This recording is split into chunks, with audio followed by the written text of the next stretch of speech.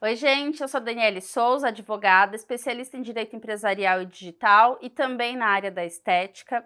Aqui no meu canal eu falo sempre sobre assuntos relevantes e desafios do mundo da estética.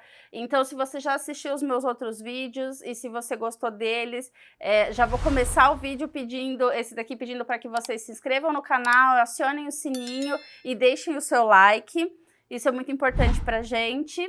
E vamos lá. Hoje eu vou falar basicamente sobre direito do trabalho. Vou começar aqui contando para vocês como que a minha carreira se direcionou pro ramo do direito do trabalho e por que eu tenho tanta familiaridade, tanta propriedade com esse ramo do direito.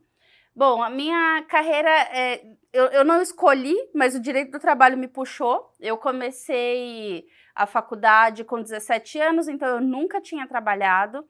E no terceiro ano eu comecei a fazer um estágio na Justiça do Trabalho. E era um posto da Justiça do Trabalho que ficava dentro do poupa-tempo. E o meu trabalho era basicamente eu distribuir as ações trabalhistas, né, que os advogados levavam lá para dar entrada, fazer protocolo de petição, numa época em que os processos não eram digitais, e orientar o público que frequentava o poupa-tempo sobre os direitos deles. Vinham dúvidas de toda natureza, era super engraçado, porque como eu era muito nova, às vezes eu falava as coisas para as pessoas, e aí, quando eu terminava de explicar para elas os direitos delas, elas olhavam e faziam: você é muito novinha, você não sabe o que você está falando. E aí, justamente para evitar isso, eu tinha que estudar bastante e falar as coisas direito para as pessoas, né? Para passar um pouco mais de credibilidade. E porque quando você não sabe, quando você sabe, ok, a pessoa falou, o problema é dela, ela é louca, né? Ela não entende o que ela está falando, mas aqui no Brasil a gente tem isso, né? As pessoas que não têm conhecimento são cheias de convicções e as pessoas que sabem um pouco mais são cheias de dúvida. Mas, bem, se você não sabe, quando você sabe, é sempre bom você estudar e aí você fala com muita convicção. Mas quando você tem lá algumas dúvidas, a pessoa dá uma balançada, pergunta para você se você tem certeza e você também balança.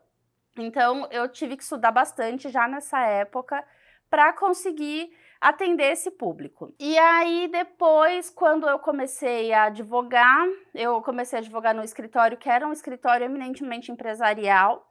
Então, a gente atendia toda sorte de processo ali, a gente atendia os processos, enfim, relacionados a contratos e tudo mais, também os processos trabalhistas daquelas empresas.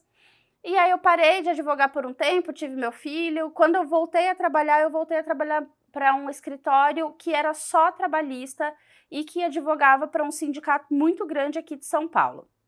Com isso, o conhecimento de toda a matéria trabalhista que eu já tinha foi aliado a também todo o conhecimento processual. E aí eu fiquei muito boa no direito do trabalho, né? Modéstia à parte. E os meus sócios também são pessoas que têm muito conhecimento na área trabalhista. Eles gostam muito de atuar pelo reclamante, pelo empregado, e eu foquei para advogar para as empresas, né? Então, passado aqui um pouquinho da minha experiência, vamos para a questão trabalhista. Essa semana foi super engraçado, me deparei com dois assuntos muito interessantes. Um de uma amiga que estava pedindo orientações em como fazer para pagar o salário da babá dela. Salário não, na verdade ela queria pagar as férias da babá dela, ela não fazia ideia do que fazer ali. E com uma dona de uma clínica de estética, né, que também estava ali me falando que tinha se deparado com a história de que tinha uma tal de uma convenção coletiva e que aquilo estava causando muito incômodo para ela. E aí orientei as duas, né, cada uma na sua especificidade, e aquilo me fez pensar. Me fez pensar que lá atrás, quando eu entrei na faculdade, eu também não fazia ideia nenhuma de direito trabalhista, né? Eu achava, para vocês terem uma ideia, que se a pessoa gozou das férias, se ela usufruiu das férias, ela não tinha que receber salário, afinal ela não trabalhou. E aí eu fui aprender depois, né? E eu achava que era muito louca essa minha dúvida. E eu percebi que não, gente, que muito mais gente tem essa dúvida. Tem muita gente que não entende de fato. E se vocês saíram da faculdade agora para montar o espaço de vocês, ou se vocês nunca trabalharam na vida e vão começar A lidar com essas questões todas, vocês vão precisar ter um pouco mais de familiaridade. É muito bom vocês terem uma empresa financeira terceirizada ou um profissional que vai cuidar do seu financeiro. É muito bom que vocês tenham uma empresa de contabilidade especializada ou uma pessoa que vai trabalhar dentro do seu espaço para tratar da sua contabilidade. A mesma coisa com relação a RH, mas eu não acho legal que o empreendedor não saiba como as coisas funcionam. Você fica vendido, né? Não é certeza que as pessoas que você contratou estão se atualizando o tempo inteiro ou que elas estão preparadas para te prestar o tipo de assessoria que elas estão se propondo. Então é muito bom que você saiba sim quais são os direitos dos seus empregados. Então vamos lá? Agora eu vou falar sobre os direitos dos empregados. Antes de falar do direito dos empregados propriamente, eu quero falar para vocês que assim, existe o que a lei determina como direito básico, aí a CLT especialmente, ela preceitua direitos mínimos garantidos a todos os empregados em geral. E existe também o que o sindicato da categoria dá como benefício, a gente chama. Né? Então, vocês precisam pensar o seguinte, tem o mínimo que a lei garante, mas havendo um sindicato da categoria que amplia o leque de direitos do empregado, vocês precisam respeitar também o que determina o sindicato da categoria. Então, eu vou começar falando para o empregado em geral, né? O que é garantido ao empregado em geral? O empregado em geral tem garantido o salário mínimo, né, o salário mínimo nacional, aí se mora aqui no estado de São Paulo, tem o salário mínimo daqui do estado de São Paulo, e tem o piso salarial da categoria que vai ser estabelecido pela convenção coletiva. Então não basta você falar, tô no começo aqui, né, não consigo pagar muito mais para o meu funcionário. Depende de que tipo de funcionário ele é, né, de que tipo de profissional ele é, porque a depender da classificação dele ali no seu sindicato, por exemplo, a gente está falando do mundo da estética. Então, no Sindestética, pode ser que o Sindestética determine um piso salarial superior ao mínimo. Então, vocês precisam se atentar a isso. Passamos para a segunda parte. Seu empregado, e aí eu tô falando empregado, gente. Empregado é aquela pessoa que reúne todas aquelas características daquele outro vídeo lá, Vitor, o outro vídeo. Eu tô falando de empregado, com registro em carteira, tá bom? Essa pessoa trabalhou para você por 12 meses, né, por 1 ano. Ela adquiriu o direito de gozar as férias, de usufruir das férias. Isso significa que no 1 ano e um dia você precisa conceder as férias para ela? Não, você vai ter mais 1 ano para frente para conceder essas férias para essa pessoa. Ela vai ficar 1 mês fora e vai receber, não obstante, apesar de não trabalhar, né? Então, aquilo lá que eu pensava antes e que outras pessoas também pensam é absolutamente errado. A pessoa não trabalha e recebe. E ela não recebe só o salário dela, ela vai receber o salário acrescido de 1/3. Quem diz isso? A nossa Constituição Federal. Além disso, depois de 1 ano também, sempre ao final do ano, a pessoa tem direito de receber o 13º salário. O 13º salário é um salário a mais. O ano tem 12 meses, a pessoa vai receber um salário a mais no fim do ano. Gratificação natalina, enfim, 13º salário. As pessoas às vezes dão outros nomes. Além disso, você precisa recolher o INSS dela, né? O INSS é basicamente um imposto. É um imposto? Gente, eu não... Agora, é que o lance de tributo é um lance meio complicado. Tem tributo, imposto, tem vários nomes e eu não quero errar aqui. Aliás, depois eu vou fazer um adendo aqui para quem que eu falo, né? Já vou falar agora. Eu não falo para os nobres causídicos, né? Como que se fala? Colegas de classe. Eu não falo para advogado aqui. O meu intuito é explicar o direito de uma forma acessível para os profissionais da estética. Então, nobres causídicos que estejam aqui assistindo, get out! Esse vídeo não é para vocês, esse canal não é para vocês, né? Eu tô falando para os profissionais da estética, eu busco usar uma linguagem muito mais acessível porque eu não quero falar juridiquês, eu quero que todo mundo me compreenda. Então, é um tributo, um imposto, uma taxa, a gente vai eu vou pesquisar direitinho o nome, né, a definição jurídica, que você paga para o INSS, que é para garantir a aposentadoria futura desse empregado. Se isso vai acontecer, a gente não sabe porque a nossa previdência está indo à falência, né? Mas a regra é que você tem que pagar. Então pague, porque além de tudo você também desconta um percentual do salário desse profissional. Então existe uma parte que é sua, uma parte que é do profissional, que vai unir e vai pagar a taxa mensal. E se você descontou do profissional e não pagou, você está cometendo um crime, né, que é a apropriação indébita. Então, gente, não arruma dessas. Vai lá, recolhe e paga. Além disso, também você tem que recolher o equivalente a 8% do salário daquela pessoa a título de FGTS. FGTS tem gente que chama de FGTF, olha, eu já vi tanto nome engraçado, mas é o FGTS que é o que as pessoas mais antigas, e talvez vocês nem tenham ouvido falar sobre isso, mas é o que as pessoas mais antigas chamavam de tempo de casa.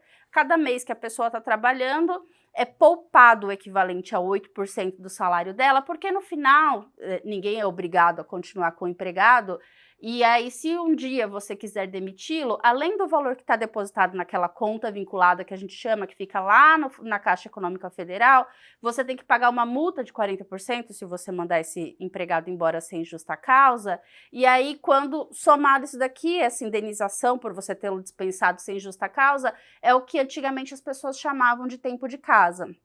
Então, se você, por acaso, ouvir alguém falando, ai, meu tempo de casa, não existe tempo de casa, tá? É exatamente o recolhimento de FGTS que constitui isso. Além disso, você vai mandar essa pessoa embora, por exemplo, aí você precisa pagar uma verba denominada aviso prévio. Significa que você está avisando, né, que vai dispensá-lo daqui a 30 dias. Esse aviso prévio você pode exigir que a pessoa trabalhe ou dispensá-la do cumprimento do trabalho nesse período.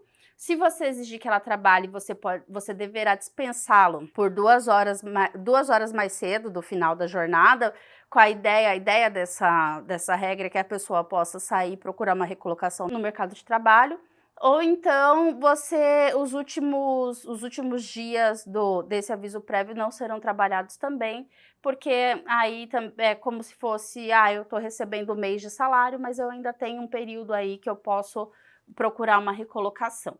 Então isso é o FGTS. Não, eu acho que eu estava falando agora do aviso prévio, né? Isso é o aviso prévio que vocês têm que conceder também. Tá? E aí, como eu estava falando, além dessas regras mínimas, né, que todo empregado tem direito, existem os benefícios que o sindicato da categoria, né, concede também aos empregados daquela categoria. E aí, são benefícios de toda a ordem, tá, gente? Então, é muito importante que vocês avaliem se na cidade de vocês, no estado de vocês, tem o sindicato. Aqui em São Paulo, por exemplo, tem um sindicato que tem a regra para o estado, aí tem o sindicato, tem regras específicas para quem é da capital e da Baixada Santista. Então, assim, a análise tem que ser feita caso a caso, não dá para eu sair falando que é direito de todo esteticista receber um piso salarial de R$ 2.500, e é só um exemplo, tá? E aí, de repente, no seu estado é 2.700. Não posso falar isso, entendeu? Então, precisa mesmo de uma análise caso a caso. Mas, normalmente, o que a convenção coletiva concede são benefícios adicionais. É o direito sei lá, vamos lá, deixa eu pensar aqui das coisas que eu li na convenção de vocês. É o direito ao seguro-saúde, plano de saúde, enfim. É o direito a um benefício adicional caso a pessoa sofra alguma LER em virtude da atividade repetitiva, né? E é que esse sindicato também trata dos cabeleireiros, então o cabeleireiro normalmente tem aquele problema como é o nome disso? Da munheca? Do punho! Do punho, por causa das escovas, enfim. Tem uma série de benefícios adicionais, vale alimentação, vale refeição, cesta básica. Então, assim, precisa realmente fazer uma análise caso a caso. E por que eu tô falando de tudo isso para vocês, né? Porque eu tive essas 2 consultas essa semana, mas também porque eu acho muito importante que o profissional, o empreendedor, ele entenda quais são as obrigações dele. E se lá no fundo, no frigir dos ovos, você resolver que vai descumpri-las, você contingenciou o seu risco. Eu acho que é muito ultrapassado essa ideia da advocacia que engessa, né? Ah, você não faça assim, não faça desse jeito, não faça daquele jeito. A advocacia que engessa, eu acho que ela não tem mais espaço, né? Não pro empreendedor. O empreendedor não vai ter paciência de lidar com aquele advogado que só vai ficar, não faça, não faça, não faça. Não. Mas eu acho que a advocacia é mais uma análise de risco, né? Nesse ponto, assim, quando você quer andar ali para e passo com o empreendedor, que é o meu intuito aqui com Estética Meu Negócio, vê-los crescer, auxiliá-los no crescimento de vocês. E aí, essa semana eu tive uma outra reunião com um outro cliente que está tratando de uma outra questão que não tem nada a ver com estética, mas eu falei para ele, num dado momento da nossa reunião, eu falei, olha, infelizmente eu sou a portadora das más notícias, mas a vantagem é que eu tô aqui para te falar, ó, existe esse caminho, existe o caminho certo, né, certinho, existe o caminho errado, né, vai para outra direção, e existe ali um meio termo, que é aquele que você conhece o risco que você está correndo, você contingencia esse risco e você segue de cabeça erguida, né, e se der mal, pelo menos você já contingenciou. Às vezes acontece de você não cumprir nos estritos termos o que a convenção determina, enfim, o que quer que seja, e acabou aquele contrato de trabalho do seu empregado, né, você encerrou, ou ele pediu demissão, enfim, passados 2 anos, essa pessoa não entrou com a ação trabalhista para pleitear nada. Se ela não entrou, acabou ali, prescreveu, né, e aí você correu o risco, mas nada aconteceu. É mais difícil que isso aconteça, tá, gente? Em geral, o empregado, quando ele sai, ele vai buscar os direitos dele.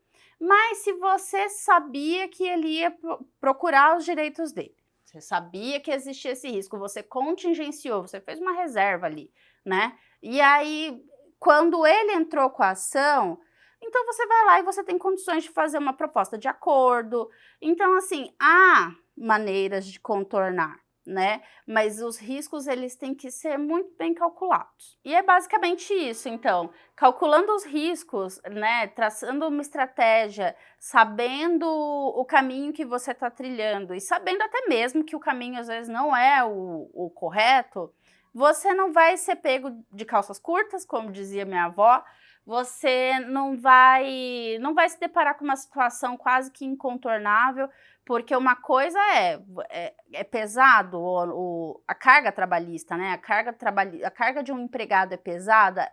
Só que ela é diluída, né? Você vai pagando ali aos poucos ao longo do contrato de trabalho. Você não fez isso no curso do trabalho, e aí ela te processou e você se manteve ali rígido, inflexível, não fez uma proposta de acordo, não quero, não concordo com isso. Não concorda, o problema é seu, a lei tá aí, você precisa cumprir, né? Então, assim, você tem que saber em que ponto que você tem que ser rígido, tem que ser firme, em que ponto você precisa flexibilizar. Tendo uma boa consultoria, resolvendo trilhar o caminho errado, mas ainda assim contingenciando esse risco, vai ser muito mais tranquilo. Não fazendo, não contingenciando e sendo inflexível ali no curso do contrato de trabalho, o tombo que você vai tomar vai ser tão grande. E a Justiça do Trabalho, gente, ela é, assim, ela é imbatível, tá? Existe na lei que fala que se eu estou protegida pela personalidade jurídica da minha empresa, os meus bens pessoais não vão ser atingidos por qualquer problema que eu tiver. Bullshit! Não existe isso na Justiça do Trabalho. Não existe, vocês vão se dar muito mal, entenderam? Então, assim, tenham uma boa consultoria. Saibam qual que é o caminho certo, contingenciem os riscos e sigam de cabeça erguida. Gente, eu esqueci de falar, né? Estava aqui conversando com o Vitor ainda sobre o assunto, e aí eu lembrei, ele me lembrou da questão do seguro-desemprego, né? Se você recolhe direitinho o fundo de garantia da pessoa, quando ela é dispensada sem justa causa e desde que preenchidos todos os requisitos ali determinados pela Caixa Econômica Federal, ela vai ter direito ao seguro-desemprego, nos valores ali determinados pela Caixa e no número de parcelas também determinado pela Caixa, né? E aí agora só para falar, a gente estava falando justamente disso, que ele disse que a vantagem que ele enxerga do CLT com relação ao PJ, ou no caso de vocês as parcerias e tudo mais,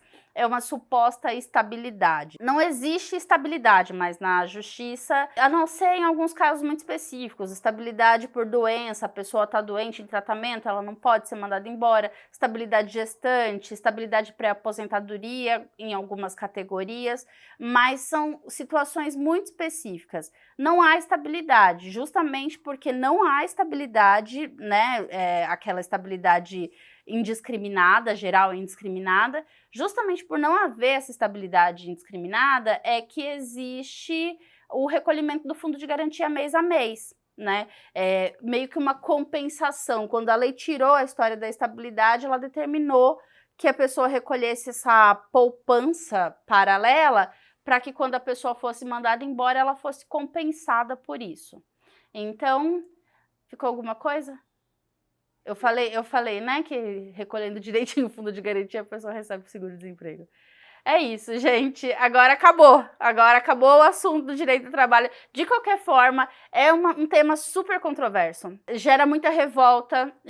A pessoa que está começando a empreender, ter um empregado é muito pesado, e eu compreendo. Para o empregado, por sua vez, também é complicado abrir mão dos próprios direitos sabendo que tem esse direito, entendeu? Então, assim, não existe super certo e mega errado nessa relação. É uma relação muito pesada para o início de um empreendimento, por isso que existe a possibilidade do contrato de parceria. Por isso que existe a possibilidade da sublocação de sala, dependendo de como as coisas vão funcionar ali no seu espaço. Então, analise todas as possibilidades. Eu vejo que para o profissional do ramo da estética, que tem uma pequena clínica, e assim, para mim a pequena clínica é aquela clínica que tem a sala de atuação só do profissional da estética. Quando ele tem a possibilidade de ter 2 outras salas ali para ter 2 outros profissionais trabalhando com ele, é muito bacana que ele avalie sim a possibilidade de fazer um contrato de sublocação ou de uma parceria, tá? Avaliem todas essas variáveis, né? Avaliem todas essas variáveis e pensem no que é melhor para vocês.